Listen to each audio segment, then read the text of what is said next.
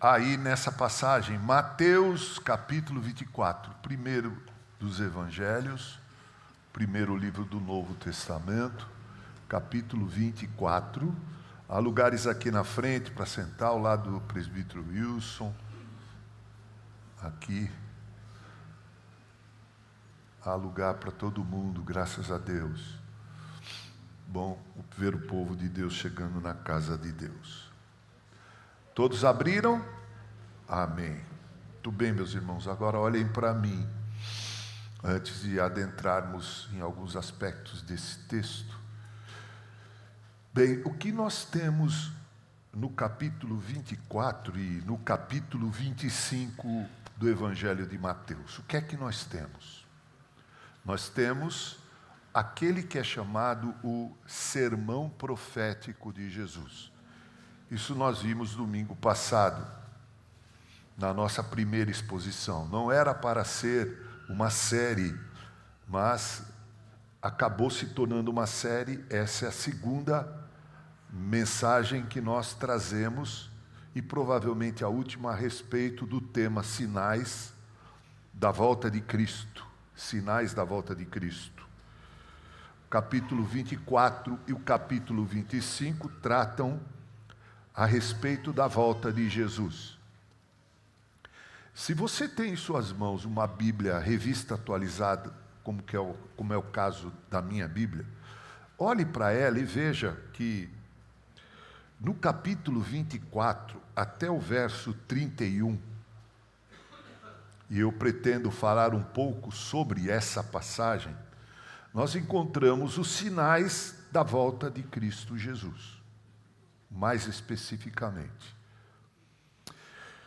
A partir do verso 32 do capítulo 24 até o versículo 30 do capítulo 25, nós temos 4 parábolas com as quais o Senhor Jesus tenta ilustrar alguns aspectos da sua vinda. E a porção final do capítulo de número 25, que vai do verso 31 ao verso 46, fala do grande julgamento. Isso é o que nós temos como sermão profético do Senhor Jesus, capítulo 24 e capítulo 25 do Evangelho de Mateus. O que provocou, nós já vimos isso domingo, mas até levando em consideração que alguns não estavam, o que provocou esse sermão profético de Jesus? Bem, o que aconteceu foi o seguinte: os discípulos provavelmente tinham ficado chateados por aquilo que Jesus tinha dito dentro do templo. Ao saírem do templo, indo para o Monte das Oliveiras, eles mostram para Jesus a suntuosidade, a glória do templo de Salomão. Vede, Senhor, que construção extraordinária. E Jesus, conhecendo o coração humano, nós vimos um pouco sobre isso de manhã na escola dominical, Jesus disse para eles, agora olhem para a Bíblia, versículo de número 2 do capítulo 24. Eles dizem: não vedes tudo isto? Em verdade, Jesus, ele porém disse, quando os discípulos mostraram o templo para ele: não vedes tudo isto? Em verdade, disse Jesus, vos digo. É interessante que essa frase, em verdade, quando Jesus usa, aquilo que ele vai dizer se reveste de uma seriedade profunda. Tudo que Jesus falou foram coisas sérias e que deveriam ser levadas em consideração. Mas algumas revelavam uma profundidade e uma gravidade maior. E ele começa dizendo: em verdade vos digo, eu estou olhando todo o templo, mas eu vos digo que não ficará aqui pedra sobre pedra que não seja derribada. Ou seja, todo esse templo do qual vocês têm tanto orgulho, se jactam tanto, que era o centro da religião do judaísmo, tudo isso vai ser totalmente destruído. Não vai ficar pedra sobre pedra que não seja derribada. E então, já no Monte das Oliveiras, os discípulos se aproximam de Jesus, e eu estou falando o que é que provocou o Sermão do Monte. O que é que levou Jesus a pregar o Sermão do Monte, se vocês estão me acompanhando. Chegando lá no Monte das Oliveiras, nós já vimos isso, os discípulos fazem, na verdade, Lucas fala mais quem são os discípulos. Pedro, João, Tiago, mais um que eu não me lembro agora o nome, eram 4, perguntaram para Jesus, versículo de número 3, parte B, dize-nos quando sucederão estas coisas e que sinal haverá da tua vinda e da consumação do século. É uma pergunta dividida em 3 partes, se vocês se lembram do que falamos domingo passado. Uma pergunta dividida em 3 partes, que na verdade são 3 perguntas. Primeiro, quando sucederão estas coisas? Ou seja, quando é que o templo será destruído, totalmente derribado, não ficando pedra sobre pedra? Quando isso vai acontecer? Segunda parte da pergunta ou segunda pergunta? Decidam vocês. Que sinal haverá da tua vinda? Que sinal haverá da tua vinda? Veja que Jesus não havia falado nada sobre sua segunda vinda. Ele sai do templo, mostram a ele a suntuosidade do templo, ele faz uma colocação terrível, dizendo, vocês estão vendo tudo isso aí? Estão vendo tudo isso aí? Vocês têm tanto orgulho disso aí? Não ficará pedra sobre pedra que não seja derribada. Os discípulos perguntam, quando é que isso vai acontecer? Mas eles fazem algo mais nessa pergunta.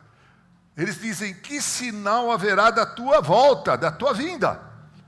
Essa é a segunda pergunta. E a terceira, qual será o sinal da consumação do século? Quais são os sinais, para usar um termo mais popular para nós, qual será o sinal do fim do mundo? Para responder essa pergunta em 3 partes, ou essas 3 perguntas que fizeram, para responder essa pergunta única, dividida em 3 partes, decidam vocês, ou essas 3 perguntas, é que Jesus prega o Sermão do Monte. E da parte que vai do verso 4 do capítulo 24, por isso eu peço que você tenha a Bíblia em suas mãos e olhe para ela. Façam como os bereanos, não creiam em tudo que o pastor está pregando, não. Hoje em dia, creio em tudo que os profetas modernos falam, e tem gente construindo o templo de Salomão. Olha aí, a partir do versículo 4 até o versículo de número 31, Jesus responde essa pergunta dividida em 3 partes, ou essas 3 perguntas? A passagem que vai do versículo 4 até o versículo 14, e, por favor, isso é um sermão expositivo, não é uma aula de escola dominical sobre a volta de Jesus. Essa passagem é um apanhado geral. Jesus vai dizer quais são as características primordiais de todos os tempos que marcam como serão os últimos dias. Os últimos dias no Novo Testamento, sempre quando você ler esta expressão, últimos dias, Paulo escreveu, nos últimos dias sobrevirão dias difíceis. Esses últimos dias começam com o nascimento de Jesus em Belém da Judéia. Esses últimos dias se finalizarão, terminarão exatamente no dia da volta gloriosa de Cristo Jesus. Nessa primeira parte que vai do versículo 4 até o versículo 14, Jesus fala de forma sintética sobre alguns aspectos. Aliás, ele não fala sobre tudo, há muito mais coisa que ele não falou. Mas alguns aspectos que seriam característicos dos últimos dias. Vejamos rapidamente, numa leitura bem mais dinâmica do que o normal. Jesus começa dizendo, vede que ninguém vos engane. Ele começa fazendo uma séria advertência. Porque muita gente iria falar sobre isso. Porque virão muitos em meu nome, dizendo, eu sou Cristo, e enganarão a muitos. E certamente ouvireis falar de guerras e rumores de guerra. Vede e não vos assusteis, porque é necessário assim acontecer, mas ainda não é o fim. Porquanto se levantará nação contra nação, reino contra reino, e haverá fomes e terremotos em vários lugares. Porém, tudo isso é o quê? Não é o fim, é o princípio das dores. Então sereis atribulados e vos matarão. Sereis odiados de todas as nações por causa do meu nome.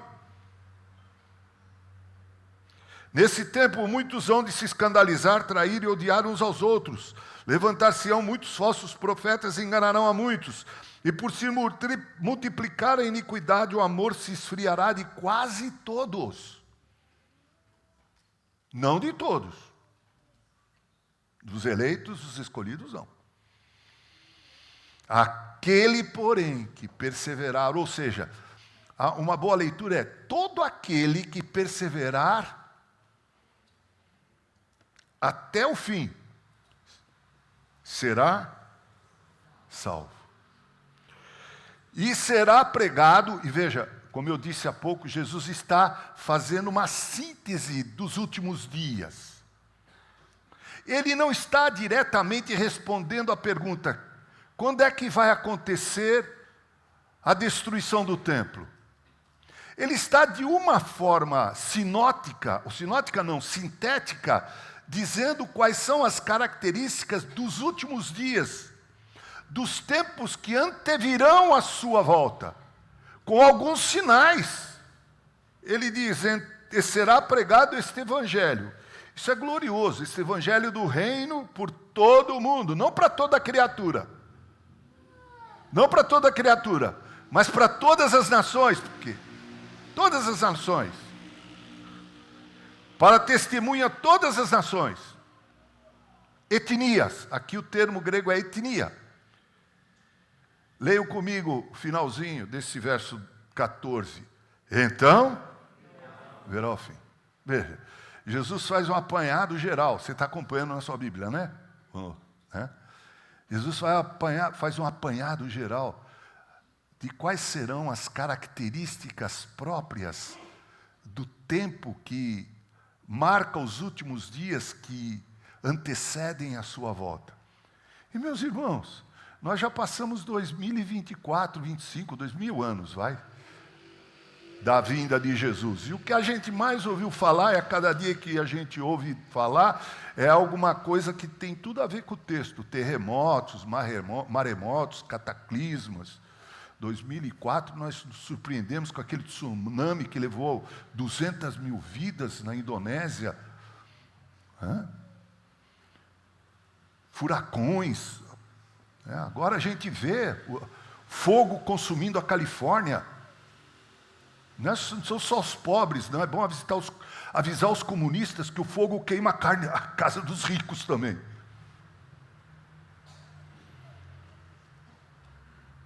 Guerras, hoje você não lembrou o número, mas vou lembrar agora.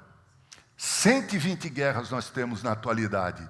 A gente sempre pensa só no Hamas e Israel.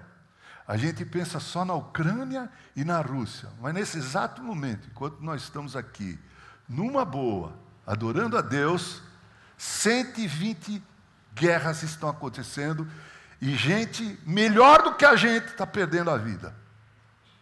Você já parou a pensar nisso? Então, guerras, rumores de guerras. Agora mesmo eu estava vendo o Maduro dizendo que as forças armadas do Brasil vão ajudar a libertação de Porto Rico. Alguém viu isso? Você viu, né? Então, para não dizer que só eu vi, você também viu. Alguém mais? Viu lá, Alexandre Cavalca. As Forças Armadas Brasileiras vão lutar contra o neocolonialismo americano e libertar Porto Rico. Um maluco varrido.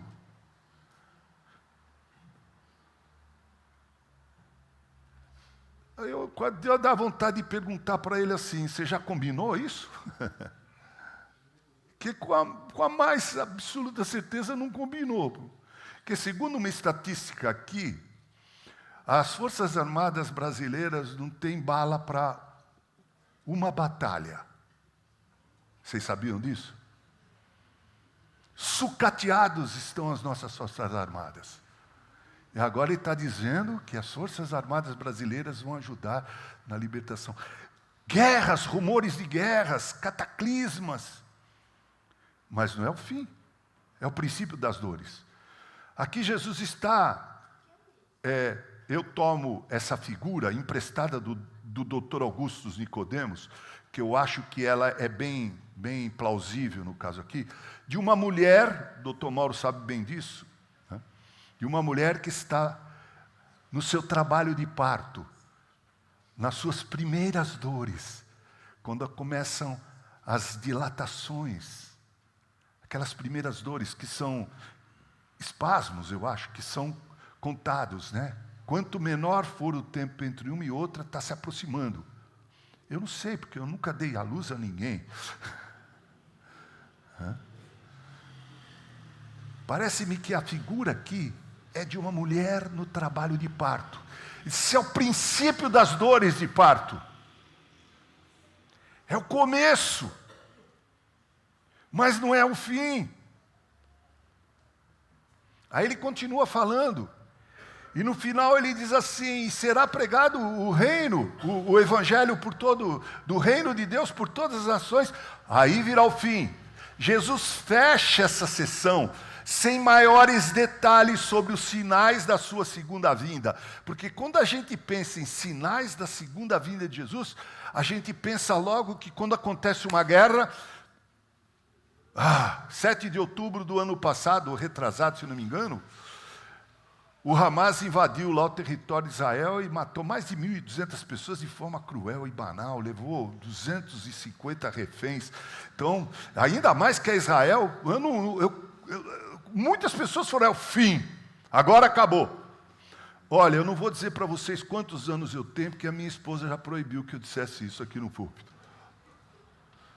Mas eu já vivi o suficiente toda a minha vida dentro da igreja. E toda a minha vida dentro da igreja, eu ouço quando acontece um cataclisma, quando acontece uma guerra, vem aquela conversinha: é o fim, agora Jesus está voltando. Enquanto isso, vamos levando a vida no vai da valsa. Mas Jesus diz que não é assim, não. Veja, Jesus não responde diretamente a pergunta assim: quando vai acontecer a destruição do templo?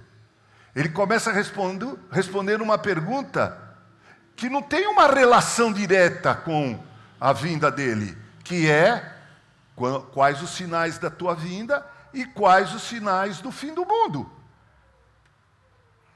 Agora, a partir do verso 15, se vocês estão entendendo, eu clamo a Deus, no poder do Espírito Santo, que vocês estejam entendendo, porque eu estou entendendo o texto, eu entendi o texto. Agora, fazê-lo ser entendido por vocês é uma tarefa que eu reputo muito difícil para mim, não por causa da inteligência de vocês, mas por causa da dificuldade do texto. Confesso, sinceramente. A partir do verso 15, Jesus começa falando exatamente sobre a destruição do templo. Quando sucederá isso? Ele diz assim: quando, pois, veja, ele está dando sequência ao que ele está falando. Agora ele sai do sintético, do geral, para o particular. Quando, pois, virdes o abominável da desolação, de que falou o profeta Daniel no lugar santo, quem lê entenda, então os que estiverem na Judéia fujam para os montes. Quem estiver sobreirado não desça a tirar de casa alguma coisa. E quem estiver no campo não volte atrás para buscar a sua capa. Ai das que estiverem grávidas e das que amamentarem naqueles dias. Orai para que a vossa fuga não se dê no inverno, nem no sábado, porque nesse tempo haverá grande tribulação, como desde o princípio do mundo até agora não tem havido e nem haverá jamais. Chama a sua atenção para esse nem haverá jamais.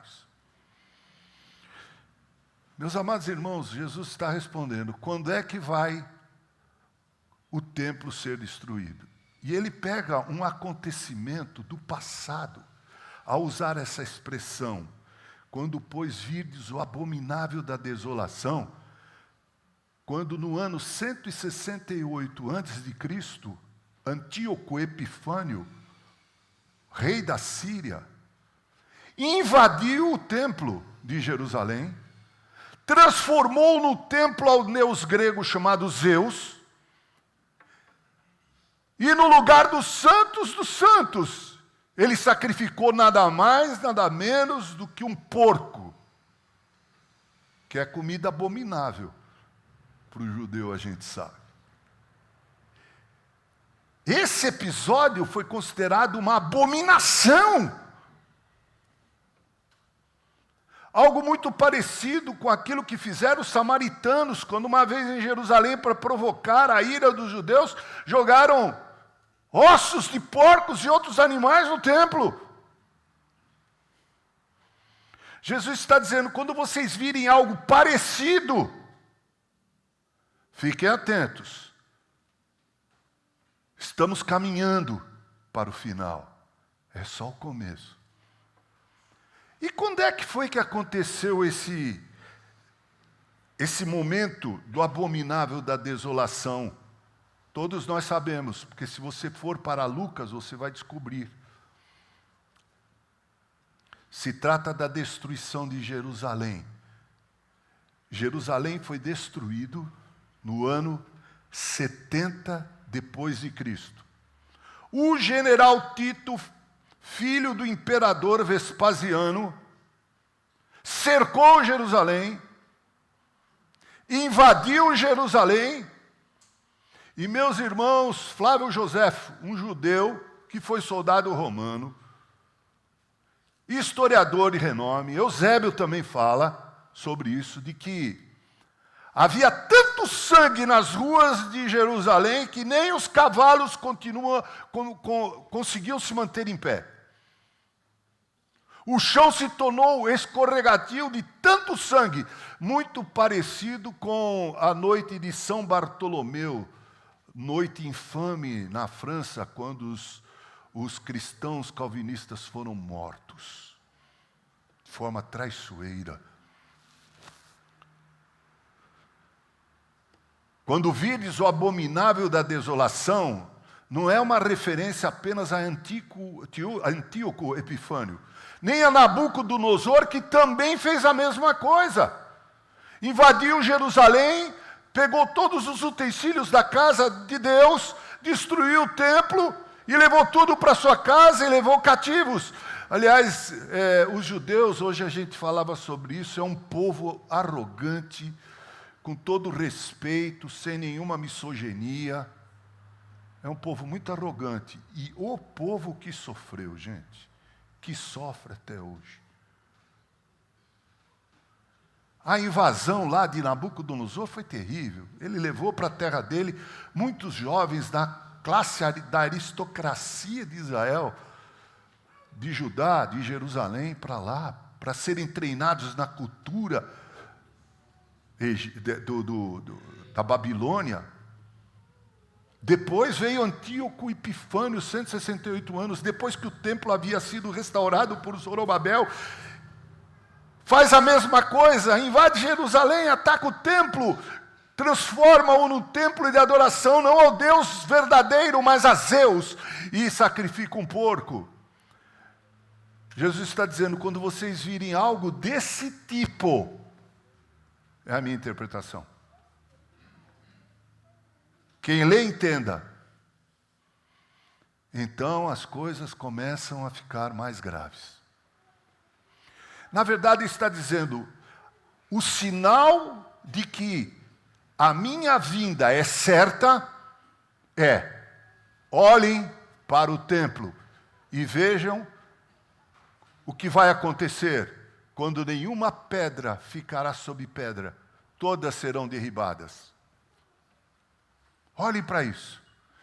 Como eu disse, no ano 70, o general Tito destruiu Jerusalém, como diz Lucas lá, porque Lucas fala de Jerusalém no texto paralelo, Lucas 21. Jerusalém foi destruído, o templo foi destruído, milhares de judeus foram mortos. E Flávio Joséfo diz que a situação era de tamanha tribulação que as mães matavam seus filhos para comê-los. Parou já para pensar em algo mais terrível do que isso?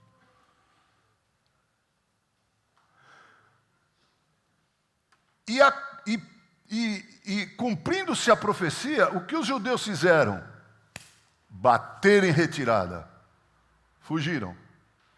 Incluindo os cristãos judeus. E Jesus fala sobre esse êxodo, sobre, vamos dizer, essa diáspora, essa saída. Ele diz, olha, quando acontecer isso, sejam rápidos. Sejam rápidos. Quem estiver na Judéia, fuja para os montes. Porque na Judéia vai se tornar uma terra sem lei. Quem estiver sob o eirado, não desça, vá pulando de eirado em eirado. Porque as casas lá da Judéia naquela época tinham um eirado. Tipo uma laje, vamos dizer assim, sobre um teto. Se você estiver lá em cima, pule de eirado em eirado, não desça para pegar nada. Quem estiver no campo, não volte atrás para buscar sua capa. Está no campo trabalhando, havia roupas próprias do trabalho. Então não volte para casa para pegar a capa. Vai do jeito que você tiver. Ai das que estiverem grávidas. Difícil a locomoção de uma mulher grávida, não é verdade? E das que amamentarem. Estão amamentando, tem que correr com a criança. Fugir da morte. Orai para que a vossa fuga não se dê no inverno. Naquele lugar o inverno é rigorosíssimo e o verão também. Mas ele diz que não aconteça isso no inverno, nem no sábado, porque eles ainda guardavam o sábado. Porque nesse tempo haverá grande tribulação, como desde o princípio do mundo até agora não tem havido e nem haverá jamais. E Jesus faz uma colocação interessante. Não tivessem aqueles dias sido abreviados, ninguém seria salvo. Leiam comigo a parte final desse versículo 22, que ele é glorioso. Mas por causa dos escolhidos, tais dias serão abreviados. A história teve dias abreviados por causa dos eleitos de Deus. E aqui a palavra escolhidos é eleitos mesmo. Ekletos. Num momento como esse, gente, vai aparecer, disse Jesus, muita gente oferecendo soluções simples para problemas complexos. Está aqui, ó. Então, se alguém vos disser, eis aqui o Cristo, ou ei-lo ali, não acrediteis. Por quê? Porque surgirão falsos cristos e falsos profetas. E minha gente, meus irmãos, veja só que esses falsos cristos, esses falsos profetas, dos quais Jesus já falou no final do sermão, eles fazem prodígios e sinais. Diz o texto, operando grandes sinais e prodígios para enganar, se possível, os próprios eleitos. Os eleitos não serão enganados, porque as ovelhas ouvem a voz do pastor e não vão atrás da voz do mercenário. O que a gente vê hoje em dia? Um bocado de mercenário, um bocado de falso profeta, um bocado de falso cristos. Nesses dias de grande tribulação, muitos surgirão dizendo, venham, o Cristo está ali, vamos lá, Ele vai resolver o problema.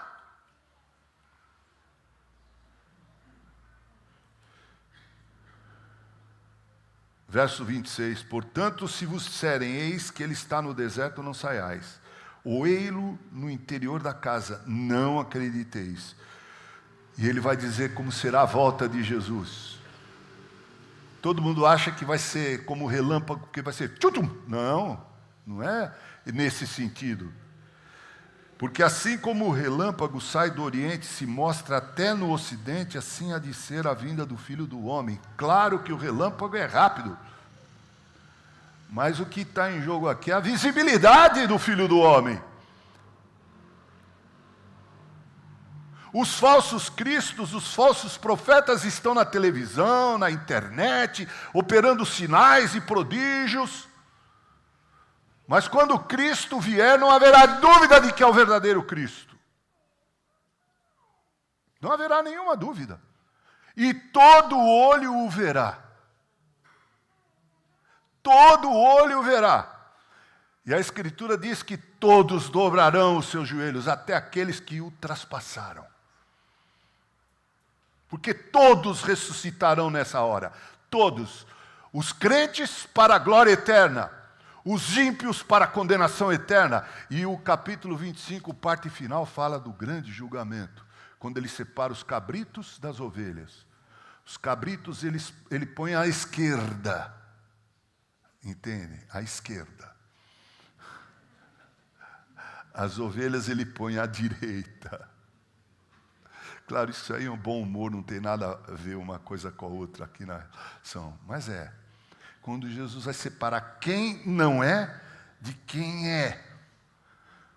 Você está na igreja aí, vivendo como um igrejeiro, como um religioso, mas tua conversão não é legítima, hoje é dia de ouvir a voz do Espírito Santo e se quedar aos pés do Salvador.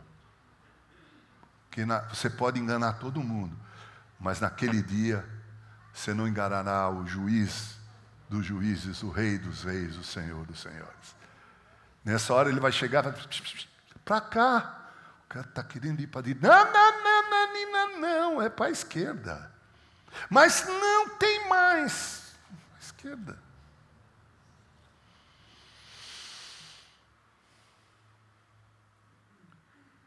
Todo olho o verá. E o texto diz, onde estiver o cadáver, aí se ajuntarão os abutres. Difícil essa interpretação, mas a ideia é a seguinte. Quando Cristo vier, é como um cadáver sendo contemplado por abutres. E todos vão a ele. Todos. Mas somente aqueles que não negaram em vida ouvirão a voz do Mestre dizendo, vinde benditos, foste fiel no pouco, sobre muito te colocarei. Entra para o gozo do teu Senhor.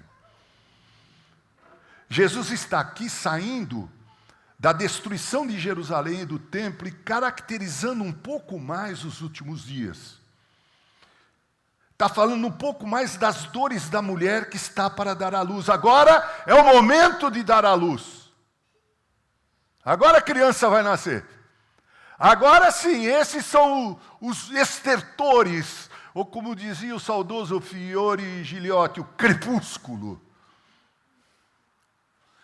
Quem não sabe, Fiore Giliotti foi um grande radiador esportivo da Bandeirantes, não é, Wilson? Você lembra? Abrem-se as cortinas e começa o espetáculo. Quando está terminando o jogo, ele diz, é o crepúsculo da porfia. Como é bom envelhecer, pelo menos a gente sabe da história e vive a história, né? Quando chega o crepúsculo, aqui é o crepúsculo, veja como é o crepúsculo. Veja, logo em seguida a tribulação, a grande tribulação. Daqueles dias, o sol escurecerá. Você nunca se perguntou, poxa, o sol nunca apaga? Eu já me perguntei isso, pode achar que o pastor é bobinho, mas talvez eu assuma, né? Você nunca... Está lá queimando, eu tenho... Deixa para lá quantos anos eu tenho. Eu tenho bastante tempo de vida, e nesse bastante tempo de vida o sol está lá queimando. E nunca acaba. Mas um dia vai acabar. O sol se escurecerá. Já que o sol escurece, a lua não terá claridade. Aí diz, as estrelas cairão do firmamento. Eu não sei se Jesus está usando uma linguagem figurada, provavelmente meio figurada ou verdadeira, porque 2 Pedro 3 diz exatamente isso.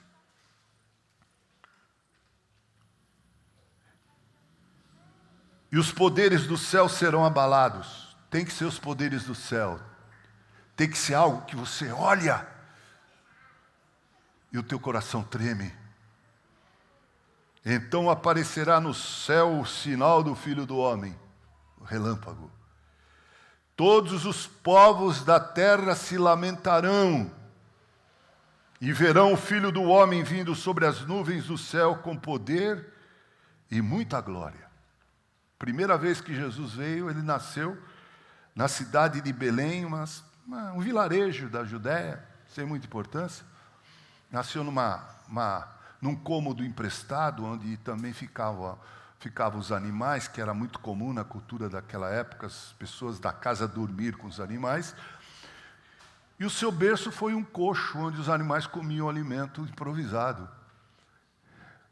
Foi aí que o Rei dos Reis, Senhor dos Senhores, Salvador do mundo, o Deus encarnado, se apresentou à história humana na primeira vez.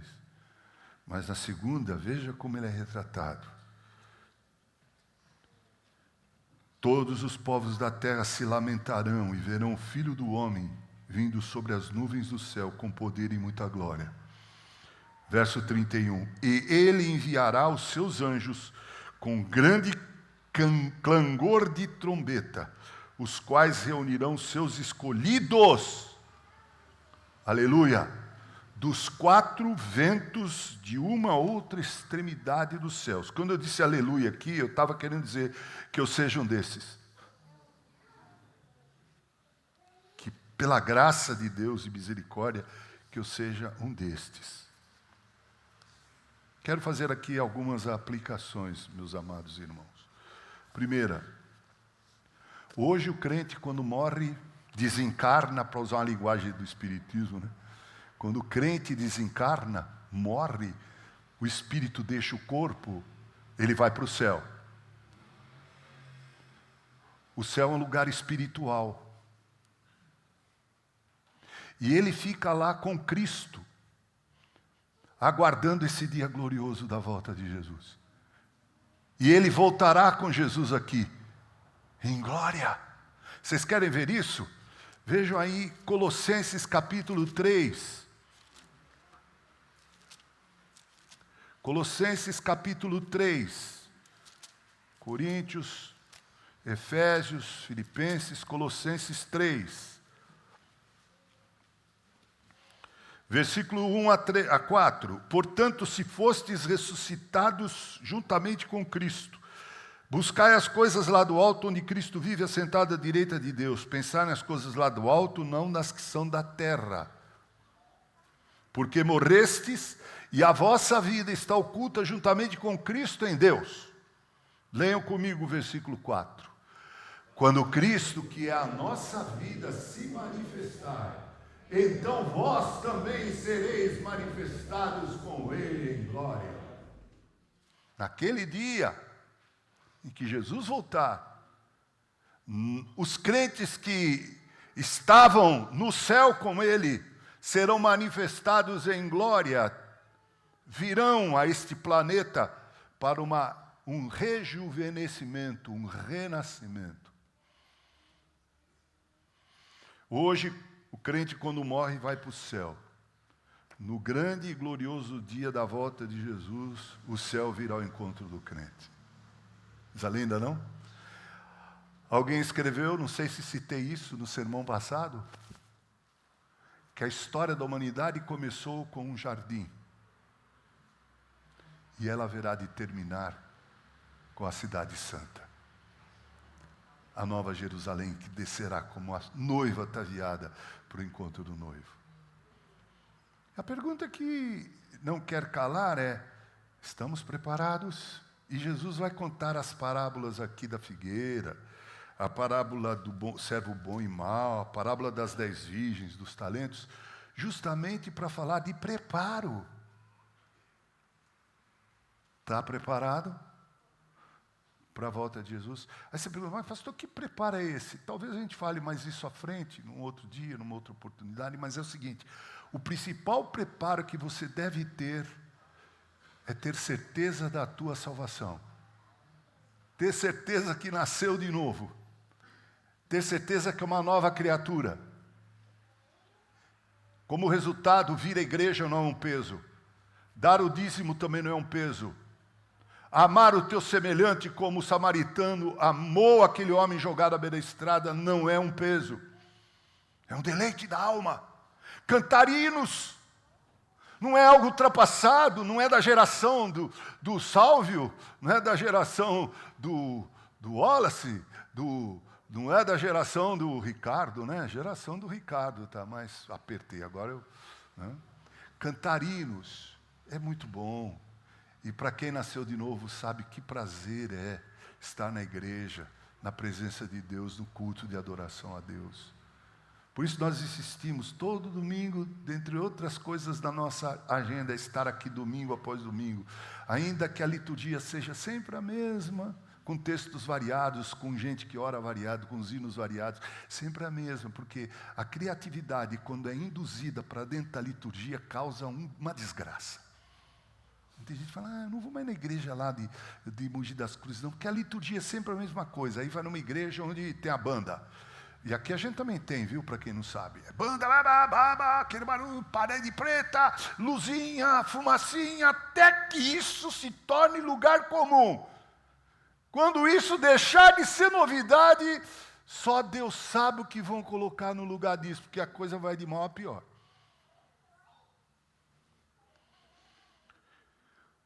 Prepare é o seguinte, você já nasceu de novo? Você crê em Jesus Cristo? Talvez você diz assim, pastor, como é que eu posso ter certeza? A pergunta é bem-vinda. A resposta é, tua prioridade é a santidade ou tua prioridade é tua carreira profissional? Tua prioridade é a santidade ou a tua prioridade é ganhar dinheiro e ficar rico? Veja o que diz Paulo, muitos nesse afã arruinaram suas próprias vidas. Que nem todo o dinheiro do mundo pôde pagar bombeiro suficiente para apagar o incêndio da Califórnia. E quando o câncer vem, ele não escolhe idade e nem condição social. Quando ele vem, você pode prolongar sua vida pagando bons oncologistas. Mas chega uma hora, o dinheiro vai embora. E a vida também. Interessante que José Carreiras, um dos 3 tenores, Pavarotti, o José Carreira e o Plácido Domingo, famosos, os 3 tenores. José Carreira contraiu, ou teve um câncer de sangue, uma leucemia. Ele consumiu toda a sua fortuna. E dizem que ele só foi curado porque Plácido Domingo abriu um instituto para tratamento de gente com câncer de sangue, para ele ser tratado. E ele foi tratado. E hoje a gente pode ouvir de novo José Carreira cantando. Mas não por causa da sua fortuna, por causa da bondade de alguém. Nem todo o dinheiro do mundo vale a honra, a dignidade de uma pessoa. Eu não queria ser alguns políticos, ou a grande maioria dos políticos brasileiros, desfilando em classe executiva e primeira classe dos aviões indo para o exterior com a fama que eles gozam. Sinceramente, às vezes eu fico vendo na internet, como é que essa pessoa sabe que dizem tudo isso dele, como é que ele convive com... E pior, e é verdade. Deve ser muita cara de pau. Você está preparado? Mas como eu devo estar preparado? Você crê em Jesus? Creio. Mas a prova de que você crê em Jesus é você segue o Mestre, suas pisaduras. Outra aplicação, a igreja passará, aqui eu quero lamentar o posicionamento dos pré-milenistas. Mas eu não posso negar o texto. Você vai observar o texto que não fala de arrebatamento, que não existe na Bíblia um texto que fala de arrebatamento, a não ser aquele dia da volta de Jesus, quando seremos arrebatados. Porque a igreja vai passar pela grande tribulação. Vai passar. Até eu acreditei durante muitos anos da minha vida que não iria passar pela grande tribulação, mas eu fui convencido pela Bíblia que vai passar pela tribulação e pela grande tribulação. O texto diz, como desde o princípio do mundo até agora, não tem havido e nem haverá. Ou seja, não tem essa tribulação aqui, depois a igreja é arrebatada e tem uma outra tribulação ali, não. Vocês vão viver uma tribulação como nunca viveram. E a gente falando do povo de Israel, pensa no quê? Pensa no Egito, 430 anos, na Babilônia, 70 anos. O que mais a gente pensa?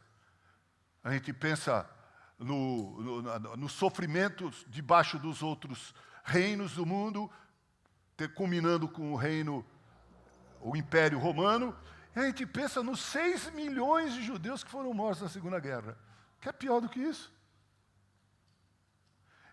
Grande tribulação, nunca houve. Essas coisas não estão nem perto de ser aquilo que vai acontecer, porque nunca aconteceu tal grande tribulação, e nunca haverá maior do que aquela. Você está preparado? É bom estar. Outra aplicação, os sinais apontados por Jesus sobre sua volta são avalizadores de sua volta. Jesus não está querendo dizer aqui simplesmente, olha, quando você vê isso, aquilo, vai, conta, aqui está perto da volta, a minha volta. Jesus está dizendo assim, quando você ouvir falar em guerras, rumores de guerra, quando você ouvir falar em cataclismas, quando você vê a destruição do templo, quando você vê que surgirão falsos cristos e falsos profetas, saibam que isso é uma prova de que a minha palavra não passará. Eu vou voltar. Eu vou voltar. A minha volta é certa. Quero finalizar citando um texto muito bonito que fala da harmonia do novo céu e da nova terra, porque na volta de Jesus, na consumação gloriosa de todas as coisas, Jesus trará ao planeta Terra um rejuvenescimento, reajustará o ecossistema que foi depredado pelo pecado, porque, como diz Paulo, até a criação geme com gemidos por conta do pecado. Mas Deus trará na segunda volta de seu Filho harmonia. Ouça o que Isaías escreveu, o evangelista do Antigo Testamento.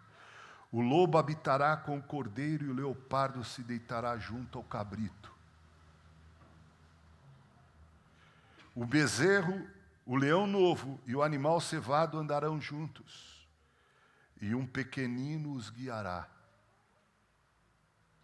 A vaca e a ursa pastarão juntos, e as suas crias juntas se deitarão. O leão comerá palha como o boi. A criança de peito brincará sobre a toca da áspide. Sabe o que é uma áspide? Uma víbora, uma serpente. E o já desmamado meterá a mão na cova do basilisco. Não se fará mal nem dano algum em todo o meu santo monte, porque a terra se encherá do conhecimento do Senhor, como as águas cobrem o mar. Naquele dia recorrerão as nações à raiz de Jessé, que está posta por estandarte dos povos. A glória lhe será a morada. Estejamos preparados, meus irmãos, porque o judeu, quando olhava a figueira e encontrava folhas, ele sabia que estava próximo o verão. E nós também sabemos que, pelo que Jesus falou aqui, a sua vinda é certa. Que Deus nos abençoe. Vamos orar. Senhor Deus e bondoso Pai, te damos graças pelas palavras de Jesus, que são pertinentes para os dias de hoje. Damos graças pelo alerta. Te damos graças por essas palavras assertivas e avalizadoras da sua segunda vinda. Ajuda-nos a não perdê-las de vista, mas tê-las sempre em prumo diante de nós. Que vivamos, Senhor, como se teu Filho fosse voltar agora, hoje, amanhã, preparados para o encontro com o noivo. Faça isso, Senhor, por nós, pela igreja de hoje. Vivemos dias difíceis, mas ainda não chegamos às dores de fato, em momentos em que nascerá a criança. Mas ela virá. E o mundo gemerá. Nós seremos resgatados para a tua glória. No nome de Cristo. Amém.